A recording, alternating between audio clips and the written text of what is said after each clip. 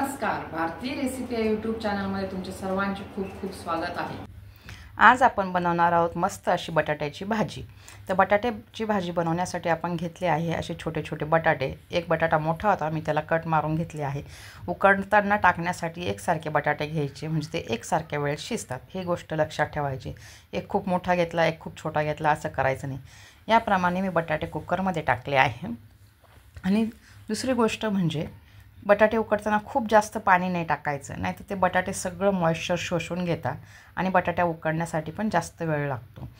आता मी गॅसवर ठेवून साधारण मीडियम गॅसवरती साधारण 5 ते 6 शिट्ट्या काढून घेणार आहे। या साईजच्या बटाट्यांना 5 ते 6 शिट्ट्या खूप झाल्या। हे बघा, 5 ते 6 शिट्ट्या काढून घेतल्या आहे। आता आपला कुकर थंड झाला आहे। हे बघा, आता आपण बटाटे शिजले का बघू। 6 शिट्ट्या झाल्या आहे बरोबर। आता आपण आपला कुकर थंड झाला का बघू आणि बटाटे शिजले का बघू। हे बघा, अशी सुरी घेऊन बटाटे शिजले का बघायचे। सुरी आरपार गेली म्हणजे बटाटा शिजला। आता आपण फोडणीसाठी वापरणार आहोत कांदा, कोथिंबीर, कढीपत्ता आणि बारीक चिरून घेतलेल्या हिरव्या मिरच्या। मसाल्याच्या डब्यातून आपण वापरणार आहोत मोहरी, हळद, जिरे आणि हिंग आणि मीठ। आता एका कढईमध्ये तेल गरम करून घेऊ। साधारण मी 2 पळ्या तेल घेतलं आहे। ही सुकी भाजी थोडंसं तेलाचं प्रमाण जास्त पाहिजे। आता आपण टाकणार आहोत 1 चमचा मोहरी तडतडली की 1 चमचा जिरं आणि हे सगळं फ्राय झालं की आता आपण टाकणार आहोत कांदा। मिरच्या आपण मीडियम किंवा मध्ये टाकूया, कांदा अर्धा परतल्यावर। आतापासून जर आपण मिरच्या टाकल्या तर त्या खूप जळून जातील।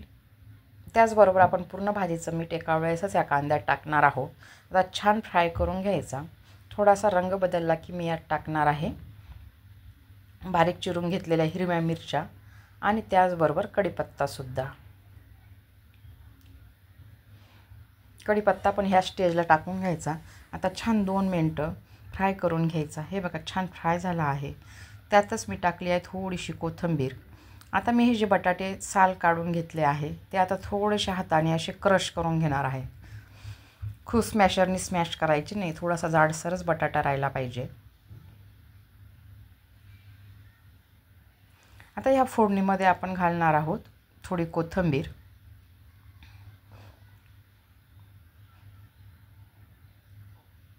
ती पण फ्राय करून घ्यायची।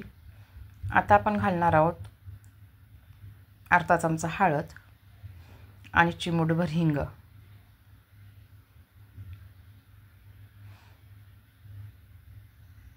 हे बघा, किती सुंदर रंग आला आहे।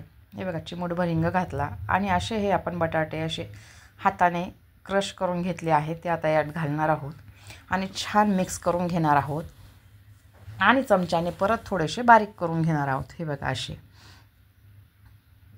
तुम्ही हाताने पण बारीक करून घेतले तरी चालतात किंवा आपण कढईत टाकल्यानंतर पण थोडे बारीक केले तरी चालतात। हे बघा, आता छान मिक्स करून घेऊ। वाव, मस्त रंग आला आहे आपल्या भाजीला। छान मिक्स झाली आहे।